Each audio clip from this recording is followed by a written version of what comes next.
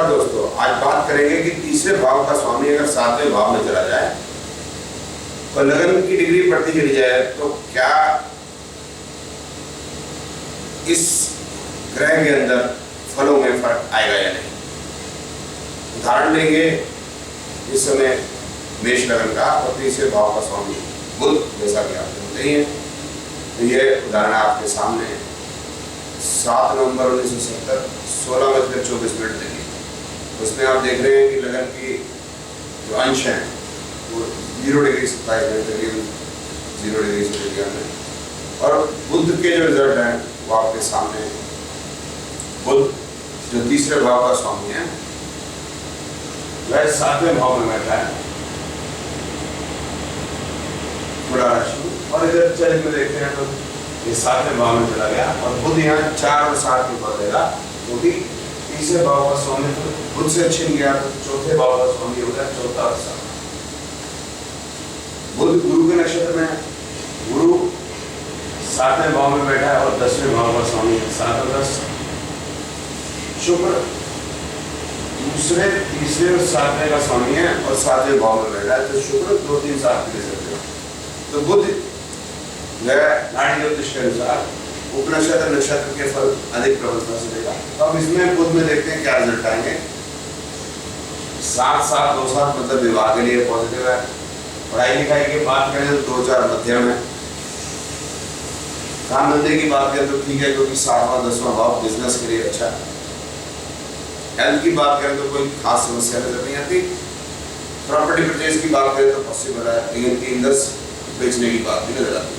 अब इसको 10 मिनट आगे बढ़ाते हैं। 10 मिनट आगे बढ़ने से लगन की जो डिग्री हुई वो हो गई 3 डिग्री 50 मिनट, और बुध अब तीसरे चौथे का स्वामी हो गया 7वें भाव में बैठा है। गुरु 7वें 9वें 10 का स्वामी हो गया, और शुक्र दूसरे भाव और 7वें भाव का स्वामी हो गया 7वें भाव में बैठा। तो अब ये रिजल्ट्स में फर्क आ जाएगा। 7, 7, 2, 7 विवाह के लिए ठीक है। 3, 9 लंबी दूरी की यात्रा। 4 संपत्ति खरीद, और हेल्थ की बात करें तो ठीक ही है, लेकिन रिजल्ट्स में फर्क है। लेकिन 3, 9 लंबी दूरी की यात्रा, और यहाँ पर अगर जो हम पहले जो उदाहरण ले लेते हैं तो 10 मिनट पीछे करते हैं, तो इसमें तीसरा भाव ऊपर लिखा, तीसरा भाव नीचे, यहाँ 3 नीचे और यहाँ 3 ऊपर, और 9वां भाव इधर भी है। तो 9वां भाव ना होने से इस बुध में लंबी दूरी की यात्रा होगी। अब 10 मिनट और बढ़ाते हैं, देखिए कोई फर्क नहीं, और 10 मिनट बढ़ाते हैं कोई फर्क नहीं, और 10 मिनट बढ़ाएंगे तो देखते हैं कि ये बुध जो है 3, 6, 7 का फल देगा। तीसरे और छठे का मालिक है 7वें भाव में बैठा है। गुरु 7 में बैठा 9, 12 का फल, क्योंकि 9, 12 का मालिक है, और शुक्र के भाई 2 और 7। तो इसके अंदर देखते हैं तो 6, 12 भाव आ गए। इसका मतलब ये अब लिटिगेशन या कानूनी कार्रवाई और उसके अंदर समस्याएं। पढ़ाई लिखाई की बात करें तो पढ़ाई लिखाई में मन न रखना। काम धंधे बिजनेस की बात करें तो 6 बार आ गया तो वो खराब है। विवाह की बात करें तो विवाह के लिए बहुत है, और लंबी दूरी की यात्रा भी है, लेकिन उसके अंदर कोई खास फायदा होगा ऐसा नजर नहीं आता। और अब देखते हैं लगन की डिग्री कहाँ चली गई। लगन की डिग्री हो गई 13 डिग्री। तो आप देखिए दोस्तों कि हमने इसको 10-10 मिनट बढ़ाया, तो बीच में कभी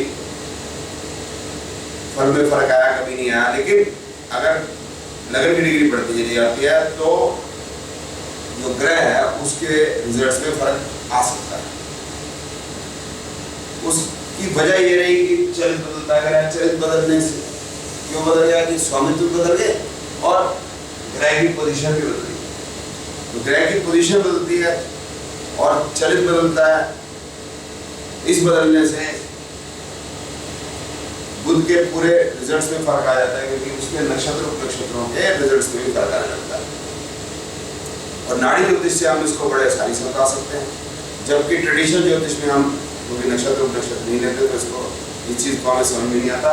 मतलब चरित्र को भी हम यूज नहीं करते तो ये चीज समझ में नहीं आती। और नाड़ी ज्योतिष के अगर कॉम्बिनेशन भी आप याद करेंगे, आप देखिए और सटीकता से रिजल्ट बता पाएंगे। तो ये जो पुस्तकें कई बार आपने पढ़ी हुई जो लिखती है तीसरे भाव का स्वामी 7वें भाव में चला जाता है तो ये रिजल्ट आता है या वो रिजल्ट आता है, तो नाड़ी ज्योतिष में ये चीजें याद करने की जरूरत नहीं। सिर्फ आपको 12 भावों के के सिग्निफिकेंस याद होने चाहिए और फॉर्मूले याद होने चाहिए, तो आप रिजल्ट बता पाएंगे। और क्योंकि हर वर्ष गुरु और शुक्र के रिजल्ट्स की स्थिति बुध के कंपैरेटिव फर्क होगी, तो हर वर्ष ये फर्क आएगा। तो जो पुस्तकें बता नहीं पाएंगी, तो नाड़ी ज्योतिष से अगर आप परीक्षण देते हैं तो आप देखेंगे कि आप सटीकता से रिजल्ट बता पाएंगे और कुछ भी याद करने की जरूरत नहीं पड़ेगी और रिजल्ट जो है वो करेक्ट आएंगे। धन्यवाद।